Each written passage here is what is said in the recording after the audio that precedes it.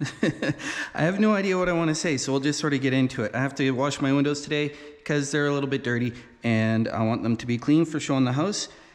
And a lot of the YouTube videos about washing windows are like, you need to put this much exactly and this much exactly and this much exactly.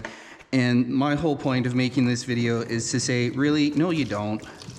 You need some soap. I use Sunlight. You need some vinegar. I get cheap Walmart stuff. And then I also use some hot water. And that's it. I don't care about exactly how much. I don't care about what proportions or what measurements. I don't care about any of that. I do care about my nice quiet laminar flow. So quiet.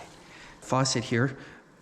But that's sort of it. The only thing I do fuss is that I put this stuff in before the water because I think it makes it mix better. Now onto the actual washing. Jump cut. Now in terms of what do you need to actually do the work, Home Depot and probably all the other big box stores have a little window washing kit that comes with these two things.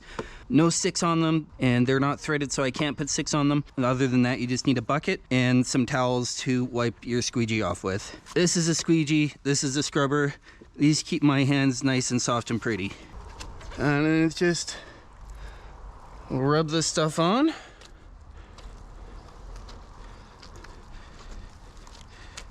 And do a little bit to clean up the areas that you'll be able to see from the inside.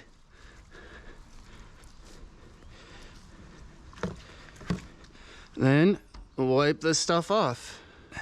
I do like to wipe the squeegee between squeegee wipes. So there we go, clean on the outside. This here, I don't know if you can make it out, but that's stuff on the inside that I apparently missed cleaning the last time I cleaned the windows. And then just give this a little bit of a wipe down. I'm not going for professional, I'm not going for perfect, I'm going for better than it was and not something bad enough that anyone will obviously notice. And that's how I wash windows. And that's how I make YouTubes.